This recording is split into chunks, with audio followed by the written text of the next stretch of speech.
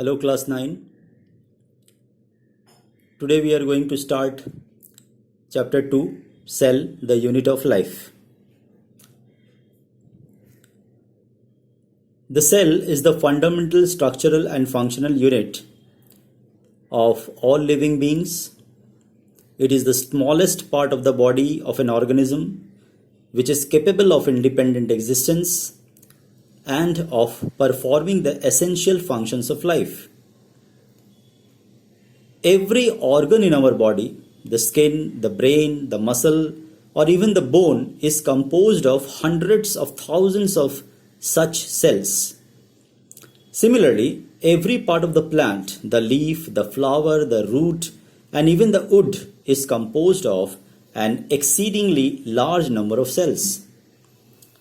Every cell has its own life. Old and weak cells in the body continually die and are replaced by new cells. All organisms, including ourselves, start life as a single cell called the zygote. Cells are so small, that is microscopic in nature, that they cannot be seen with the naked eye. It was therefore natural that their existence could not be detected by man until he invented magnifying aids in the form of microscopes. The invention of microscope and the discovery of cell. The first microscope was constructed by Dutch scientist Antony van Leeuwenhoek. He was an ordinary public official who ground lenses and made microscopic observations as a hobby. He is said to have constructed 400 microscopes. Basically, all the microscopes which he made consisted of a single biconvex lens and were called simple microscopes.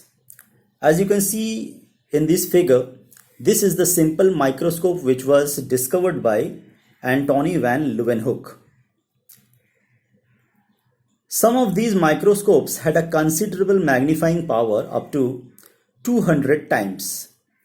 One of Leeuwenhoek's microscope is shown here.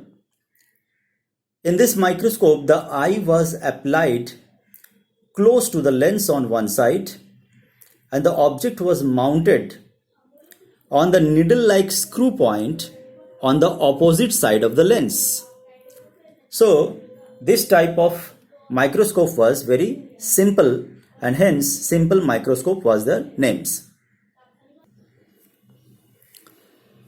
Robert Hooke and English scientists developed a microscope by using two lenses for achieving greater magnification. Such microscopes were later known as compound microscopes. In Robert Hooke's microscope, the object to be seen was placed on the stage below and light from an oil flame was thrown on it by means of a concave mirror. So you can see here, this was the flame, this is the mirror, and the object has to be placed in the stage below. And with the help of the eyepiece, you can see the minute object placed under it. So this was the compound microscope which was made by Robert Hooke. He examined a thin slice of cork under his microscope and observed that it was made of tiny box-like compartments piled up together.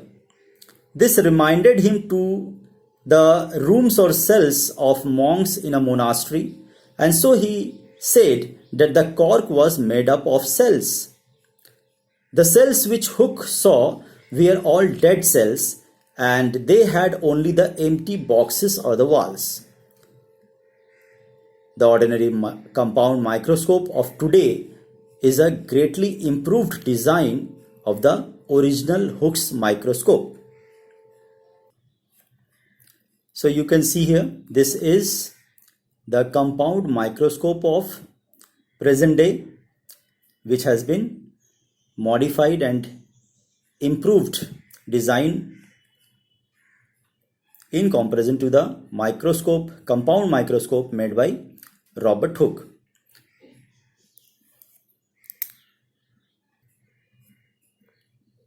The invention of the electron microscope, as it is seen in this image, added further to the unknown facts about cells, and it can give a magnification to over 2 lakh times as against the ordinary compound microscope, which magnifies an object up to a maximum of about 2000 times.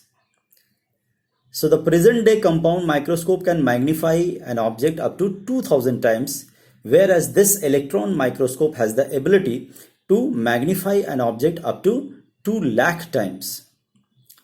The ordinary compound microscope uses light which is bent by the glass lenses to magnify the image, while the electron microscope uses beams of electrons which are bent by the magnets. So this is more powerful than the other types of microscopes. Let's come to now cell theory. In 1838, Matthias Sleeden, who was a German botanist, announced that every plant is made up of a large number of cells.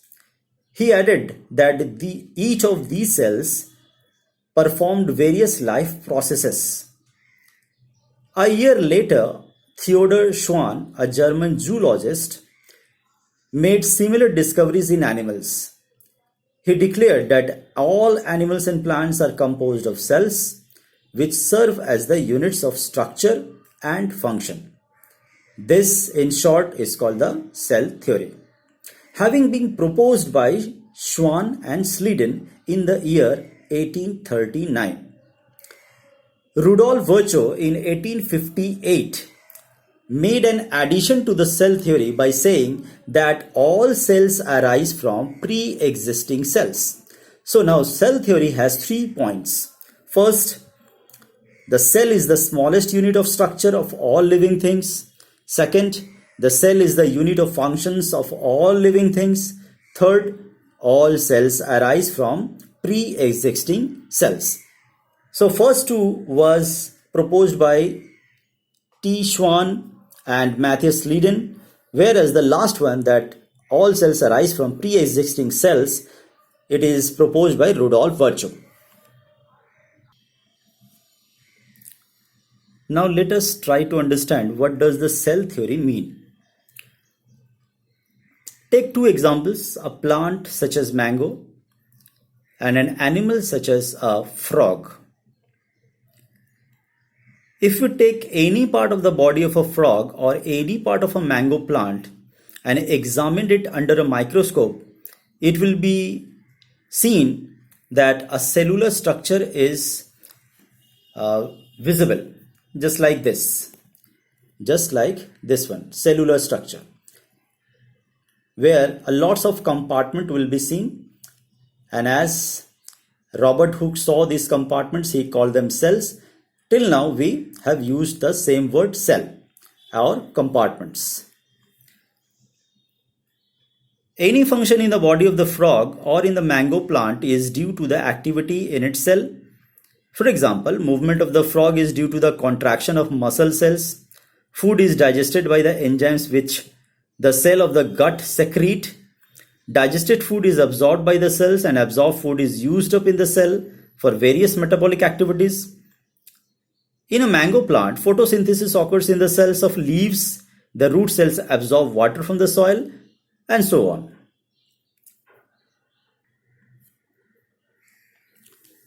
The body of the frog or of the mango tree is composed of millions and millions of cells.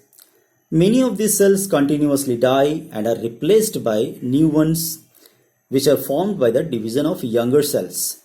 Formation of cells from pre-existing cells is a never-ending chain. The life of the frog and the life of the mango tree started as a fertilized egg and as a seed, respectively. So in case of frog, it was a fertilized egg, and in case of a mango tree, it was a seed, that is fertilized ovary. The egg was a single cell produced by the cells of the ovary of the mother frog, and the mango seed had an embryo formed after pollination and fertilization, which also started as a single cell in the ovary of the flowers of the parent mango tree. So we can see that the cell theory explains that all the life starts as a single cell.